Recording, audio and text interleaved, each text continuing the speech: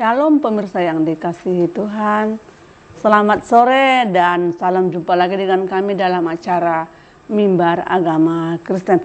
Dan puji Tuhan, kesempatan pada saat ini kita boleh bertemu kembali untuk membagikan berkat, yaitu berkat rohani yang selalu setiap saat, setiap hari yang harus bertumbuh di dalam hidup kita, dan untuk bertumbuh bagaimana supaya dapat semakin bertumbuh di dalam iman, dan iman kita boleh semakin bertumbuh. Pemirsa yang dikasihi Tuhan, puji Tuhan, pada saat ini kita boleh ada semua karena kasih Tuhan. Dan puji Tuhan, bersama kita sudah ada Bapak narasumber kita yang akan membagikan berkat buat kita, yaitu berkat rohani.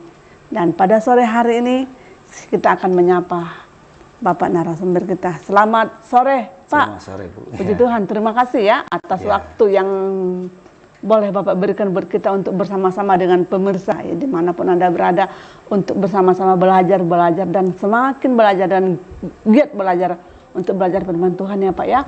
Karena sampai kapanpun kita tidak akan pernah bisa berhenti, tidak akan pernah bisa tamat untuk belajar firman Tuhan ya Pak ya. Terima kasih Pak ya, sudah mau bersama-sama dengan kita pada sore hari ini. Saya tahu kesibukan Bapak saat-saat ini luar biasa, tapi puji Tuhan, Bapak bisa membagi-bagikan kesibukan waktu Bapak untuk kita pada sore hari ini. Ya Bapak ya, makasih Pak. Pemirsa yang dikasihi Tuhan, adapun sebagai tema renungan kita pada saat ini, menikmati prosesnya Tuhan. Menikmati prosesnya Tuhan. Dan sebagai nas firman Tuhan, saya akan mengajak pemirsa dimanapun Anda berada. Ayo kita buka Alkitab kita. Kita akan membuka firman Tuhan yang terdapat dalam kitab Kejadian.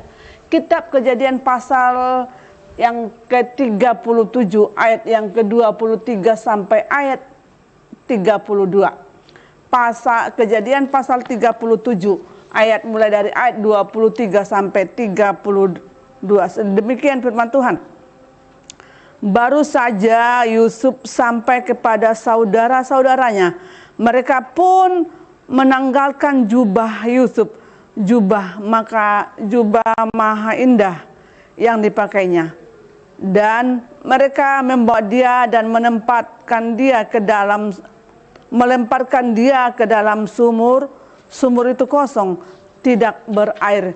Kemudian duduklah mereka untuk makan. Ketika mereka mengangkat muka, kelihatanlah kepada mereka suatu kafilah orang Ismail datang dari Gilead dengan untanya yang membawa damar, balsam dan damar ladam. Dalam perjalanannya mengangkut barang-barang itu ke Mesir. Ayat yang ke-26.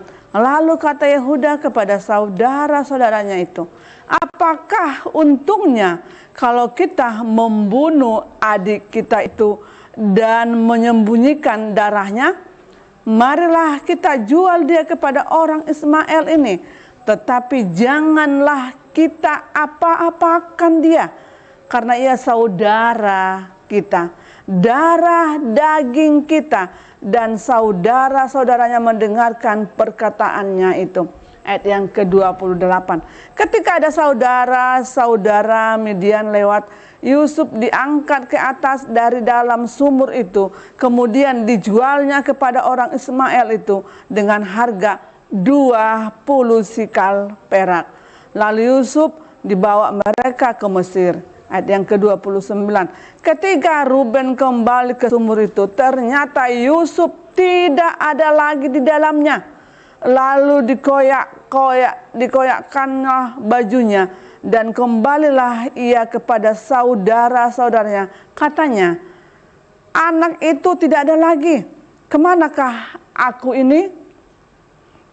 Ayat yang ke-32. Kemudian mereka mengambil jubah Yusuf dan menyembelih seekor kambing, lalu mencelupkan jubah itu ke dalam darahnya. Jubah maha indah itu mereka suruh antarkan kepada ayah mereka dengan pesan, ini kami dapati, silahkanlah Bapak periksa apakah jubah ini milik anak Bapak atau tidak. Demikian firman Tuhan, berbahagialah kita yang mendengarkan firman Tuhan serta yang merenungkannya di dalam hati kita. Pemirsa yang dikasih Tuhan, seperti tadi saya sudah katakan, tema renungan kita pada saat ini menikmati prosesnya Tuhan. Tadi firman Tuhan kita sudah mendengarkan, sudah membacakan, yang kita ambil dari kitab Kejadian pasal 37 ayat yang ke-23 sampai 32 tentang kehidupan Yusuf ya Pak ya. Nah kalau boleh mungkin Pak kita membagikan berkat melalui pertemuan kita pada saat ini, yaitu Mimbar Agama Kristen berbicara mengenai Yusuf. Apa alasan kita dalam pemilihan tema ini disesuaikan dengan pada kondisi dan keadaan pada saat ini?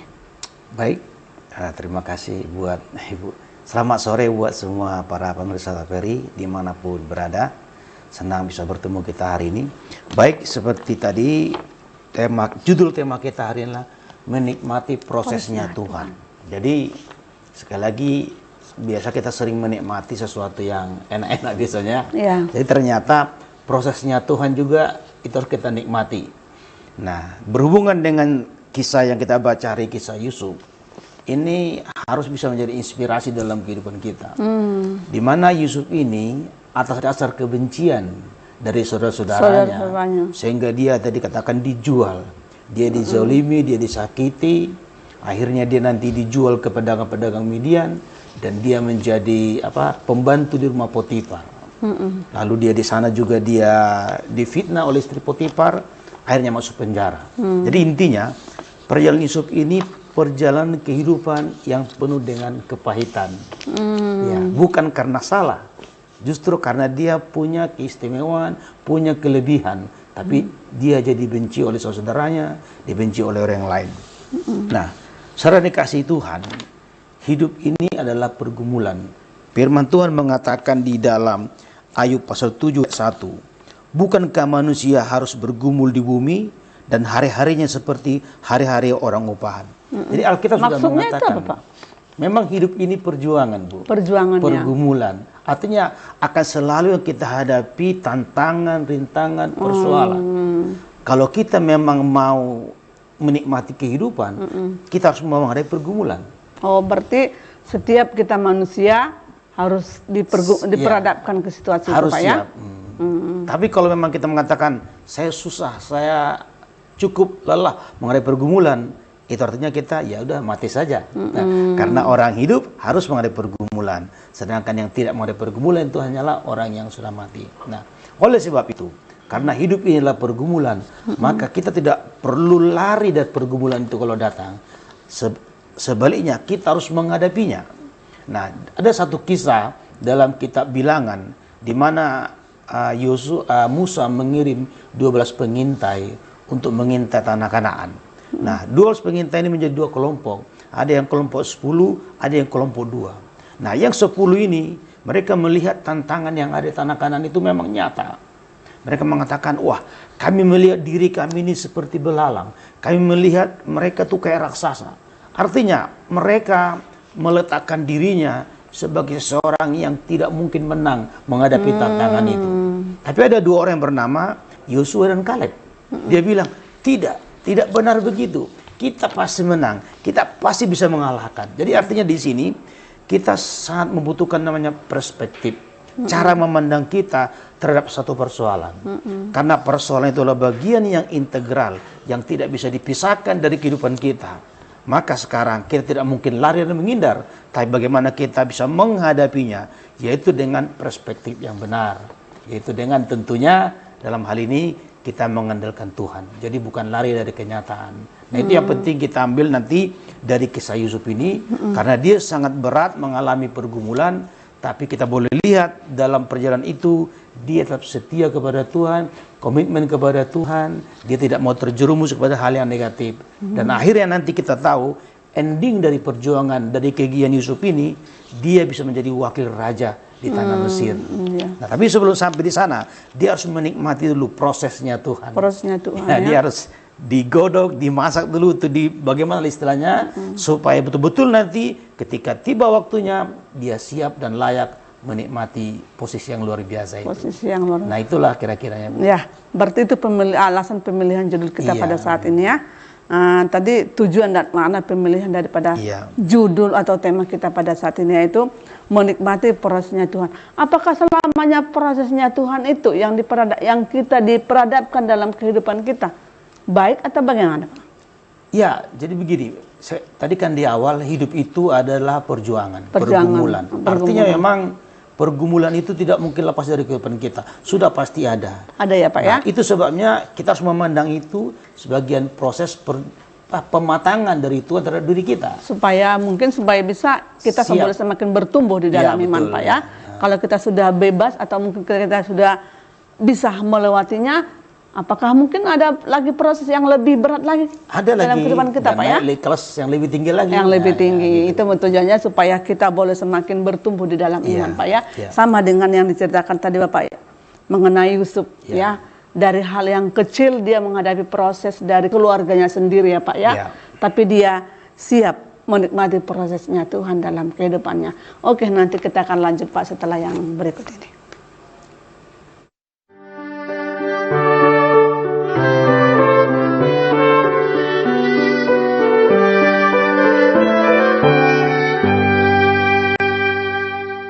Terima kasih pemirsa yang dikasih Tuhan, masih tetap bersama kami dalam acara Mimbar Agama Kristen. Tadi kita sudah mendengarkan bagaimana hidup Yusuf mulai dari hal yang kecil ya Pak ya. Dia bagaimana dia dilemparkan mau diungsikan oleh kakak kandungnya atau keluarga kandungnya ya. Nah, seperti tema kita tadi, menikmati prosesnya Tuhan. Kalau ditanyakan Pak dalam kehidupan kita, kamu hidupmu pilih mau yang enak apa yang buruk? Kalau dipertanyakan pasti setiap manusia menjawab dan berkata, iya saya mau menikmati hidup saya ini, proses yang Tuhan berikan buat saya mulus-mulus aja, pasti gitu jawaban kita ya Pak ya. Nah sekarang bagaimana kita saat menghadapi pengalaman pahit dalam hidup kita? Karena tadi Bapak bilang hidup ini diperadabkan dalam dua proses pilihan, baik, buruk, ya, mulus dan tidak mulus. Nah, bagaimana kita sebagai anak-anak Tuhan saat menghadapi pengalaman pahit dalam hidup kita? Apakah kita mungkin langsung KO atau mungkin langsung mengalah atau mungkin langsung masa bodoh atau yang terjadi pada saat sekarang ini lari dari tanggung jawab kita sebagai anak Tuhan? Bagaimana Pak? Ya, baik. Jadi sikap kita saat menghadapi pergumulan atau perjuangan kehidupan sama seperti oleh Yusuf ini. Bahwa Yusuf ini tetap mengandalkan Tuhan, berpegang kepada firman Tuhan. Walaupun saya kira Yusuf ini pastilah sedikit ada rada-rada kesal, agak marah. Kenapa nasibku begini? Saudara sendiri yang menjatuhkan dia Pak ya? Yang menjatuhkan, yang menjual. Dia dianggap sama kayak barang diperjualbelikan, begitu kan? Nah, sekarang jadi pembantu dia, apalagi dia masih punya orang tua gitu. Nah, jadi yang pertama, saya mengatakan kita harus tetap berpegang kepada firman Tuhan. Mengandalkan Tuhan ya Pak ya? Itu ditunjukkan dari sikap Yusuf. Yaitu apa? Waktu dia menjadi pembantu di rumah Potifar, dia digoda oleh istri Potifar. Kebetulan Yusuf ini parasnya agak ganteng, jadi menarik hati. Jadi istri Potifar ini menggoda dia supaya tidur bersama-sama dengan dia. Tapi Yusuf tahu, sekalipun dia dalam kondisi terbuang seperti itu, dia harus tetap berpegang kepada firman Tuhan. Takut akan Tuhan Pak dia ya? tidak mau tergoda.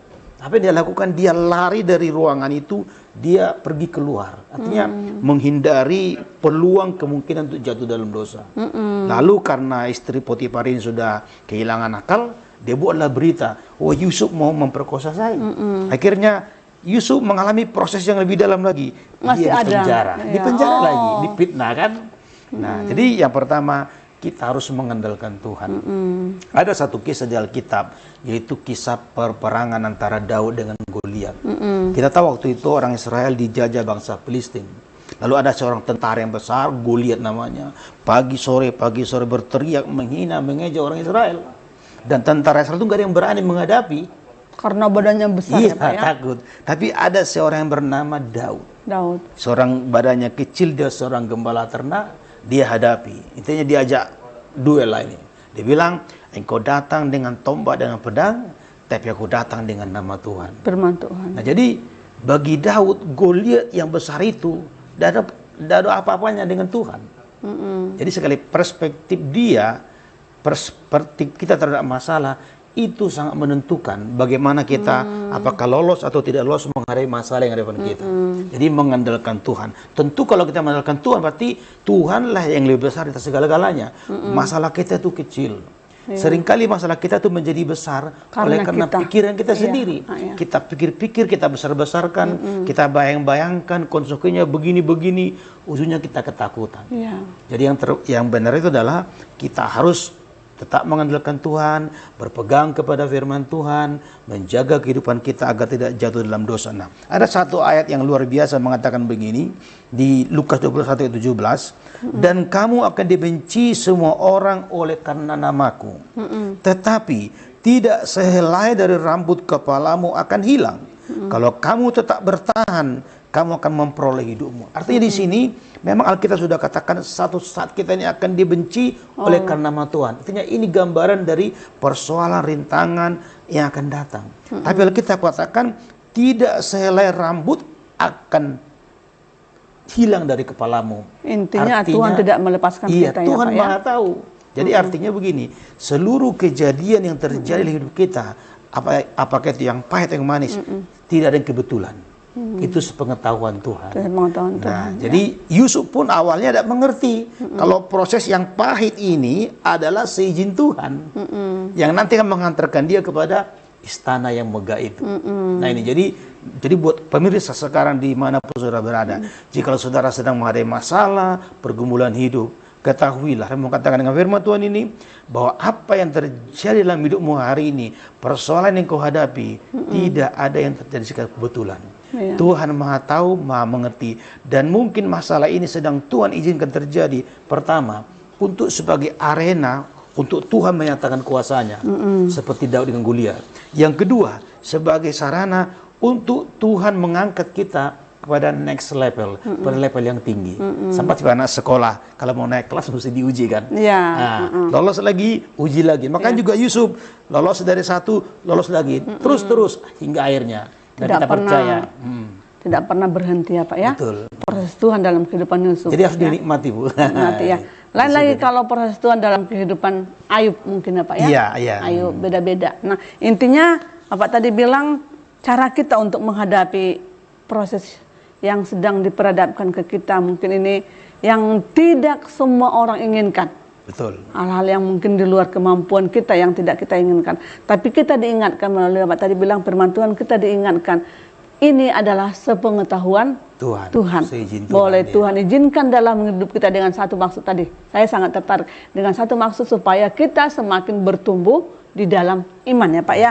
Ya baik sekali Pak. Nah proses hidup. Jadi tadi saya katakan semua manusia hanya menginginkan yang enak-enak aja, baik-baik aja, menikmati hidup yang baik-baik aja.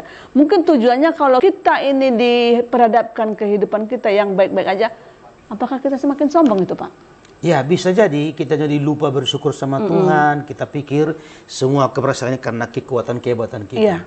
Jadi sekali lagi, kalaupun kita sedang menikmati keberhasilan, kenikmatan kebaikan, jangan sampai kita lupa sama Tuhan. Sama seperti Yusuf. Yusuf itu sekali lagi sesudah dia di penjara, di situ pun dia sempat membantu seseorang juru minuman raja, bahwa dia bisa mengartikan mimpi, tapi juru minuman ini melupakan dia. Artinya dia sudah berusaha berbuat baik, membantu orang pun tidak menghargai dia. Tapi hingga satu waktu akhirnya apa? Si juru minuman inilah memberitahu kepada raja, waktu raja bermimpi ada itu tadi 7 lembu yang gemuk dimakan lembu yang kurus. Raja ini bingung dengan mimpinya. Tapi inilah jalannya nanti Yusuf dipanggil dari penjara untuk sampai ke istana. Berarti Yusuf juga mempunyai talenta pada mimpi ya Pak ya. Betul. Bisa menafsirkan mimpi ceritanya. Oke Pak. Nah yang berikutnya mungkin bagaimana sikap kita setelah lepas dari masalah yang sedang kita hadapi. Sama mungkin seperti Yusuf. Apa mungkin kan kebanyakan kita merasa kita kuat, kita bisa melewati ini karena kemampuan kita, karena kehebatan kita. Kan kebanyakan manusia berpikiran seperti itu Pak. Nah bagaimana sikap kita setelah lepas dari pergumulan pahit dalam hidup kita yang sudah kita lalui, yang sudah kita lewati. Nah baik, jadi berikutnya ini tadi kita sudah lewati masa-masa menikmati pergumulan. Sekarang kita tiba di hasilnya. Hasilnya Pak. Menikmati kemenangan itu. Jadi kembali kepada Yusuf tadi, dari penjara itu lahir prosesnya dia. Mulai dari dia dibenci, Iya. dibuang oleh saudara-saudara sendiri ya Pak ya. Difitnah oleh istri iya. Potifar, dipenjarakan, diabaikan juga, dilupakan. Tapi akhirnya rencana Tuhan tidak pernah gagal. Dalam Lewat juru minuman tadi, raja yang sudah lepas dari penjaranya, dia diangkat menjadi raja. Dia memberitahu, Tuanku raja, di penjara itu ada seorang bernama Yusuf. Dia bisa membantu raja untuk mengertikan mimpi raja. Yusuf dipanggil, lalu Yusuf membantu raja mengertikan mimpi raja. Raja sangat senang, sehingga raja bisa memanage dengan baik tentang bagaimana menghadapi kesulitan yang bakal datang di tanah Mesir. Intinya Yusuf memberikan nasihat-nasihat yang begitu baik, sehingga 7 tahun masa kelaparan itu bisa lalu dengan baik. Oleh karena nasihat, oleh karena segala sistem yang dikerjakan oleh Yusuf, dan Yusuf menjadi perdana menteri di sana. Nah itu yang pertama yang dilakukan. Ya, tadi bagi sikap kita dalam menghadapi, sesudah menghadapi proses yang pahit lah dulu kita katakan ya. Intinya tidak boleh sombong ya Pak ya. Betul. Tidak boleh sombong. Kalau kita sombong, maka apa? Hidup kita akan jatuh. Sama seperti mungkin kisahnya Nabi Nuh ya. Ketika sudah air bah selesai, Nabi Nuh adalah orang yang taat, orang yang terbaik dari antara yang baik pada saat zamannya dia ya Pak ya. Itu kisahnya. Tapi setelah dia mendirikan mezbah bagi Tuhan, memberikan persembahan bagi Tuhan, Nabi Nuh dikatakan jatuh ke dalam dosa. Iya, dia mabuk. Dia mabuk anggur ya Pak ya. Sama dengan kisah, berarti ini kemungkinan ada dalam kehidupan kita sebagai anak Tuhan. Bagaimana sebagai kita hamba-hamba Tuhan atau mungkin tokoh-tokoh firman Tuhan yang mau membedakan yang ini mana sih yang baik, tapi setelah yang berikut ini. Terima kasih.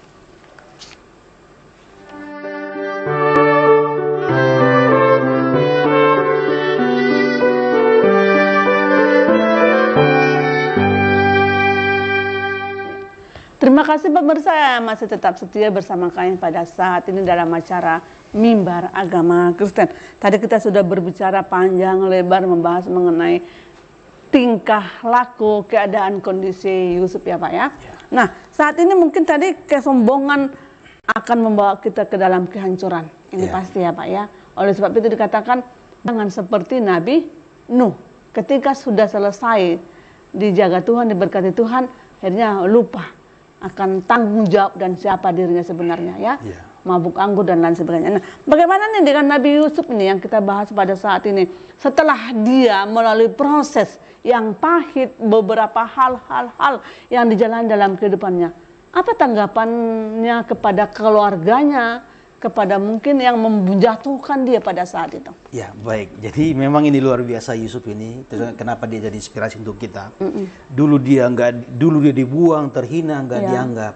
Sekarang dia jadi wakil raja, perdana menteri kalau sudah sekarang, penguasa di Mesir. Lalu seluruh dunia kelaparan. Maka termasuk datanglah juga abang-abangnya tadi. Abang-abangnya sudah membuang dia dulu. Datanglah memohon-mohon, minta beli gandum, minta beli makanan. Nah, Yusuf tahu ini saudara-saudaraku. Tapi saudara tahu kalau itu Yusuf. Karena pikir tidak mungkin lah saudaranya yang dulu kayak dibuang gitu bisa jadi raja, oleh raja. Intinya Yusuf tidak memiliki dendam. Yusuf merasa kasihan. Yusuf menyambut saudaranya, menjamunya dengan baik, melayani dengan baik. Lalu dia bilang begini, akulah saudaramu Yusuf yang kalian buang dahulu. Aku sekarang menjadi wakil raja. Lalu saudaranya takut, stres ini, bahaya dong kalau begini. Kita bakal dibantai nih sama si Yusuf ini. Lalu dia bilang, tenang, jangan takut, jangan takut. Aku sampai di sini karena disuruh Tuhan. Jadi saya di sini datang untuk membantu kalian. Jadi intinya Yusuf tidak ada dendam, tidak lupa sama Tuhan, dia tetap mengasihi saudaranya setelah dia di puncak keberhasilan itu. Karena sudah berhasil menikmati semua proses itu. Nah, itulah yang sangat penting kita hadapi. Berarti saat ini melalui firman Tuhan ini kita dituntut. Ketika kita sudah selesai menghadapi proses, baik itu mungkin yang baik dan yang tidak baik, sampai kepada tahap kita boleh melewatinya.